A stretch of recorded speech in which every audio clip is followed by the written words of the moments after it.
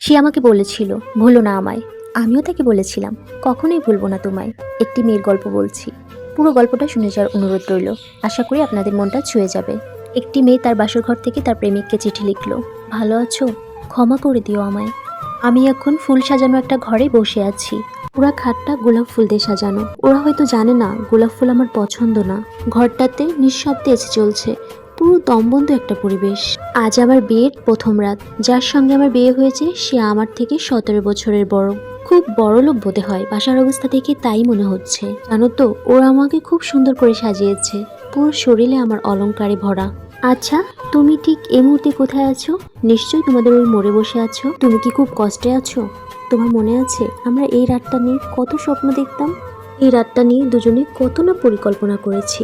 আমি তোমাকে বলেছিলাম এতটা স্বপ্ন দেখো না, অনেক স্বপ্ন দেখলে সেই স্বপ্নটা কখনোই পূরণ হয় না। আর ঠিক তখনই তুমি আমাকে রাগারাগি করতে। তুমি আমাকে বলতে নিশ্চয়ই তুমি আমাকে ভালোবাসো না, এই জন্য আমাকে স্বপ্নভঙ্গের কথা বলো। আর কখনো আমার এই স্বপ্ন নিয়ে তুমি কথা বলবে না। সব কিছুই ঠিকঠাক আছে। ওরা কিন্তু আমাকে তোমার মনের মতো করেই সাজিয়েছে। তুমি চেয়েছিলে এই দিনে আমার চেয়ে যেন আর কাউকে বেশি সুন্দর না লাগে। সত্যি বিশ্বাস করো, আজকে আমাকে অনেক বেশি সুন্দর লাগছে।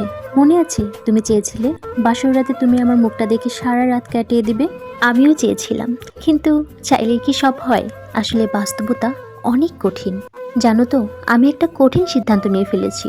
তুমি যেন আবার ভেঙে পড়ো না। আজকের পর থেকে আমি আর দুনিয়াতে থাকবো না। তুমি কিন্তু তোমার নিজের খেয়াল রেখো। আর শোনো, তুমি কিন্তু খুব সুন্দর ফুটফুটে একটা মেয়েকে বিয়ে করবে, তাকে আমার থেকেও বেশি ভালোবাসবে। আর বিয়ের দিন কিন্তু একদমই আমার কথা ভাববে না। তাকে নিয়ে রাতের জ্যোৎস্না দেখবে, রোজ ঘুরতে যাবে। আচ্ছা শোনো, রোজ কিন্তু ঘুম থেকে তাড়াতাড়ি উঠবে। অ্যালার্ম ঘড়ির দায়িত্ব তো অনেকদিন আমি নিলাম, আর কত বলো। আর সবসময় চুল আঁচড়াবে, আমি হাত দিয়ে ঠিক করে দিব, এই আশার জন্য আবার বসে থেকো না। তুমি খুব ভালো গো, দেখো তোমার কপালে খুব সুন্দর মিষ্টি ভদ্র একটা মেয়ে জুটবে। সে তোমাকে অনেক ভালোবাসবে, কারণ তুমি অনেক ভালো।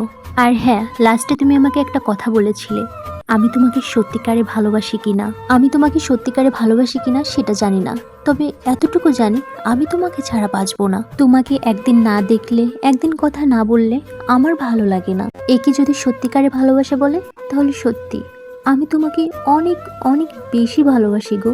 তুমি কি জানো তোমার সাথে আমি এত বেশি রাগ কেন করতাম? আমি রাগ করলে তোমার ভালোবাসা বেশি পাই, এমনিতেই রাগ করতাম।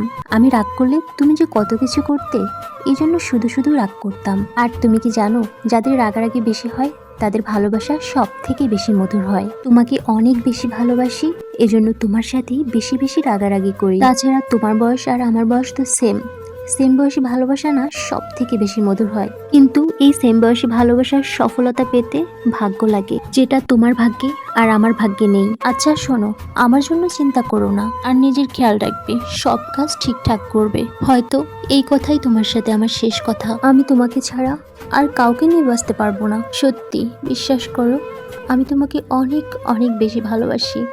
এই দুনিয়াতে আমি তোমাকে চেয়েছিলাম, আমি যখন তোমাকে পাইনি, আমি দুনিয়াতে বাঁচতে চাই না। ভালো থেকো সব সময়। এই বলে মেয়েটি আত্মহত্যা করলো। কিন্তু আফসোস, ছেলেটার কাছে চিঠিটা পৌঁছালো না। আর কেন পৌঁছালো না জানেন? কারণ ছেলেটি মেয়েটির আগেই মারা গিয়েছিল। এই গল্পটি লিখেছেন সাকিব হাসান ভাইয়া। গল্প শেষ চিঠি।